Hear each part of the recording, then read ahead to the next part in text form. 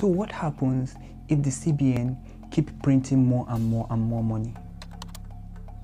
Inflation. What is inflation?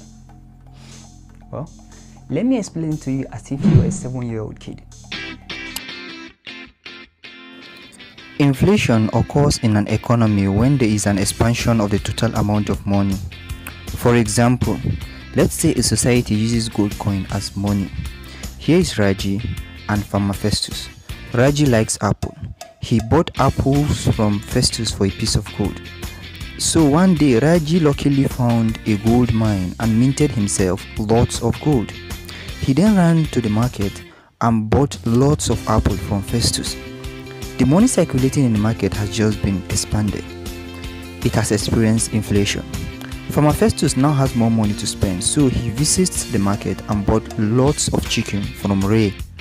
Now Ray has more money, so she equally wants to buy more apples. But there's a problem.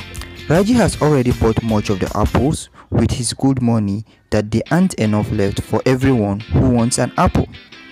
Also, since more people have money to buy apples and there aren't enough apples, Farmer Festus seized the opportunity to double the price to 2 gold coin.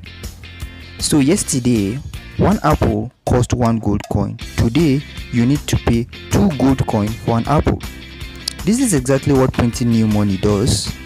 It raises the price of goods and reduces the purchasing power of citizens. So any central bank has a duty to maximize employment, keep prices and inflation stable, and keep interest rate moderate. Inflation is the reason why you were able to feed fat with 20 naira pocket money as a kid, but now that can hardly do anything for children these days as pocket money. Inflation is also the reason why your daddy told you that he bought his first car for 2,000 naira, whereas now 2,000 naira can't even buy you a tire. Over the years, Nigerians have gotten used to gradual inflation, like the 18% inflation recently announced by the Nigerian Bureau of Statistics. But what nobody wants is hyperinflation. This can happen if the CBN prints too much money within a short period. That's exactly what happened in Zimbabwe and in Venezuela. Corruption and bad government policies wrecked their economy, so they had to resort to printing more money to pay for stores, which ultimately devalued their currency. At its peak, 1 trillion Zimbabwean dollar could not buy a pen.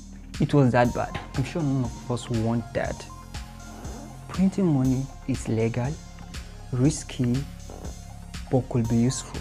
The government printed over 3.5 trillion naira since 2020, which could be one among the few other reasons that we've witnessed a steady inflation in the economy.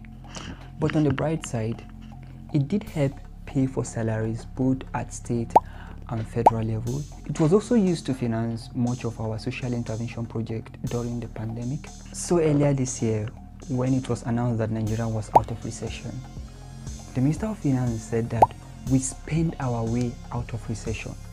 What she really meant was that we printed ourselves money out of recession. Yes, that's exactly what she meant. But you know, she has to say it technically so that a lot of people won't understand. Because every time they print more money, the cash in your wallet and your savings in the bank loses value. Every time the government prints more money, they are indirectly taking money from you. Yes.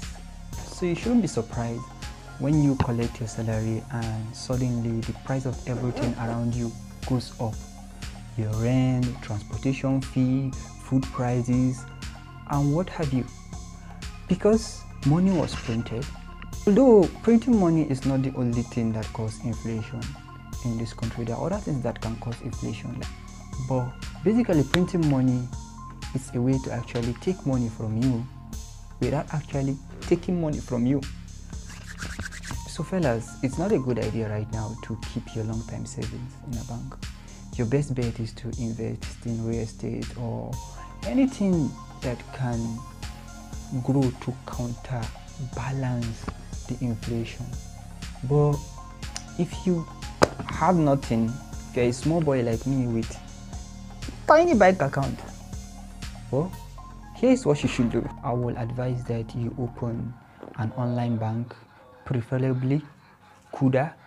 An online bank account is just like your regular bank account. The only difference is that the banks don't have a physical branch like your conventional bank.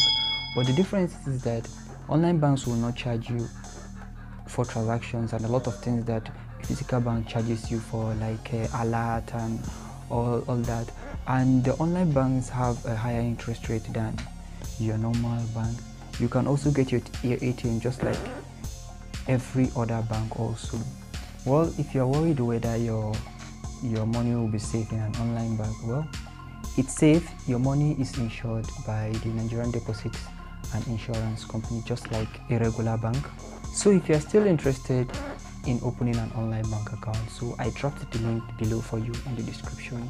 You can go through it and you can hit the link and register. It doesn't take more than 10 minutes so long as you already have your BVN. So if you enjoy this, please don't forget to like and then you subscribe.